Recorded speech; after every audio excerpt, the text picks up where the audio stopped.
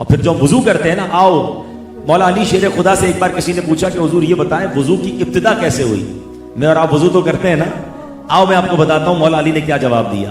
مولا علی شیر خدا نے فرمایا کہ جب اللہ کریم نے فرشتوں کو فرمایا تھا نا کہ میں زمین پر اپنا ایک خلیفہ بنانا چاہتا ہوں، میں زمین میں اپنا نائب بنانے والا ہوں، تو فرشتوں نے جواب میں کیا کہا تھا؟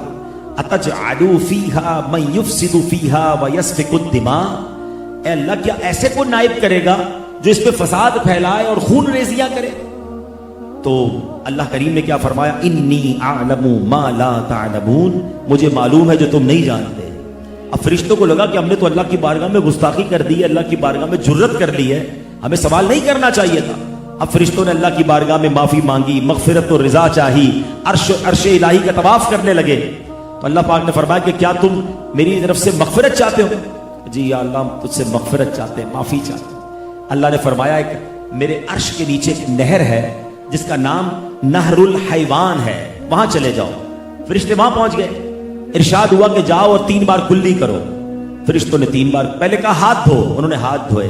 ارشاد ہوا 3 بار کلی کرو، انہوں نے 3 بار کلی کی۔ پھر ارشاد ہوا کہ 3 بار ناک میں پانی ڈالو، فرشتوں نے ناک میں پانی ڈالا۔ چہرہ دھونے کا حکم دیا گیا، ہاتھ کونیوں سمیت دھونے کا حکم دیا گیا، سر کا مسح کا حکم دیا گیا، پیر دھونے کا حکم دیا گیا۔ سبحان اللہ۔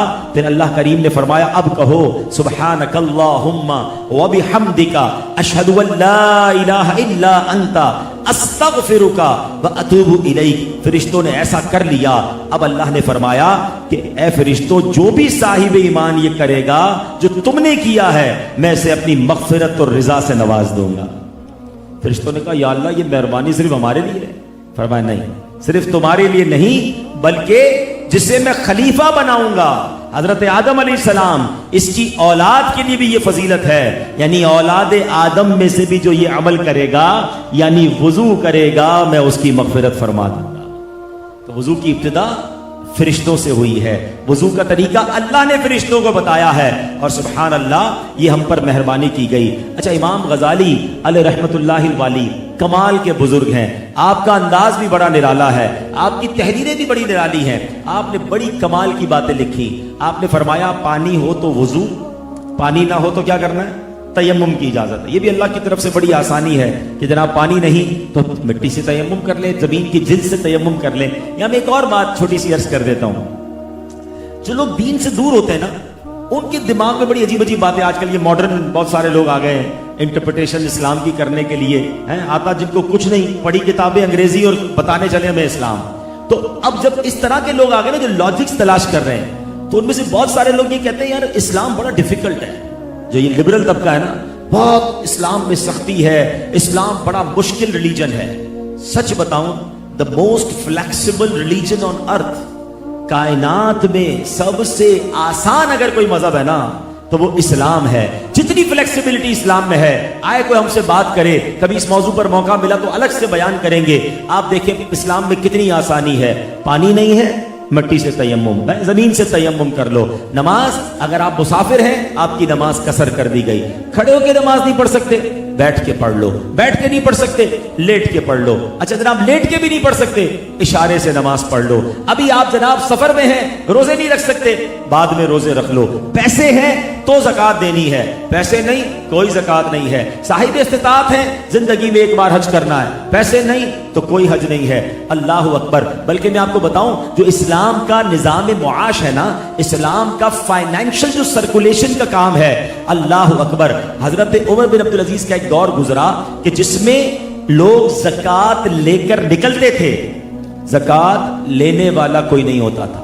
میں آپ کو سچ بتاؤں، بزرگ بیٹھے ہیں، مجھے بعد میں اس بیان کو ہو سکتا ہے چینل پہ بھی لوگ سنیں، آج بھی یہ نظام موجود ہے، سچ بتا رہا ہوں میں۔ اگر سارے پاکستانی، میں باقی لوگ ملکوں کو چھوڑ دیں، پاکستان بڑا غربت میں ہے، بڑی ٹینشن میں ہے، فائنینشل کرائسس ہے، مہنگائی بہت ہے، غور سے سنیں میری بات، آج بھی اگر تمام وہ لوگ جو زکوٰۃ دینے والے ہیں اپنی پوری زکوٰۃ دے دیں، اور جو اسلام نے زمینداروں کے لیے عشر فرمایا کہ جو جن کی زمین کی فصل ہے وہ اپنا عشر ادا کر دیں، میں آپ کو گارنٹی دے سکتا ہوں کہ پاکستان میں آپ زکوٰۃ لے کر نکلیں گے زکوٰۃ لینے والا کوئی نہیں ہوگا۔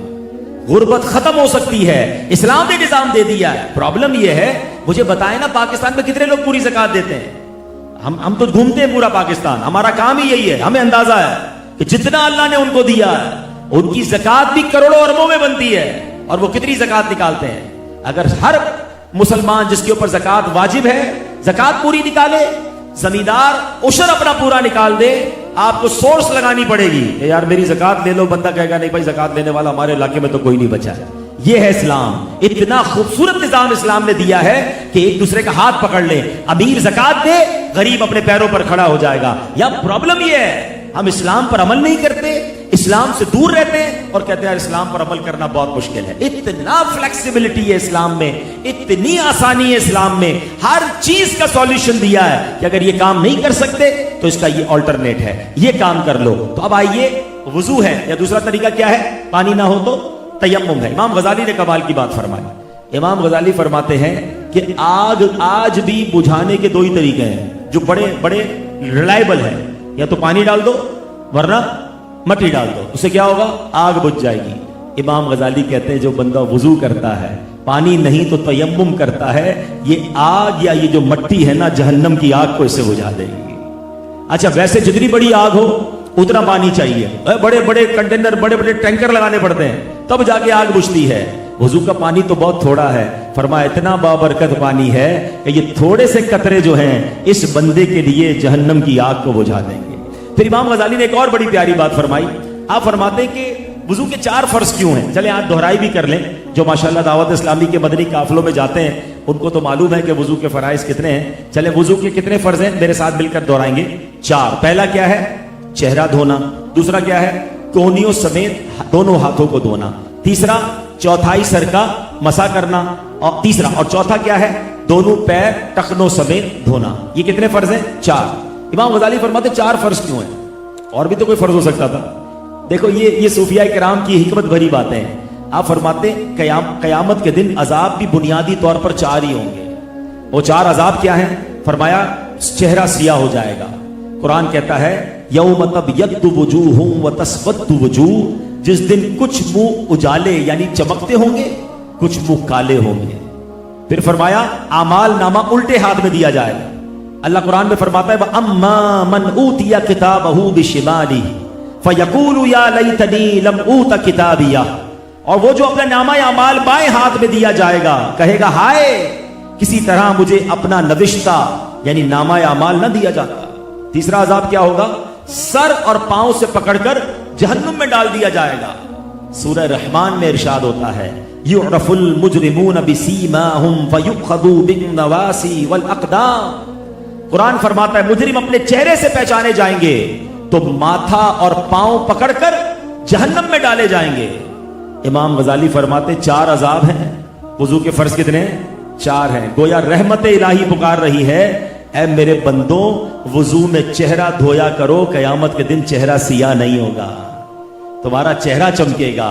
फरमाया अपने हाथ धोया करो, तुम्हारा नामा अमाल उल्टे हाथ में नहीं तुम्हारे सीधे हाथ में दिया जाएगा।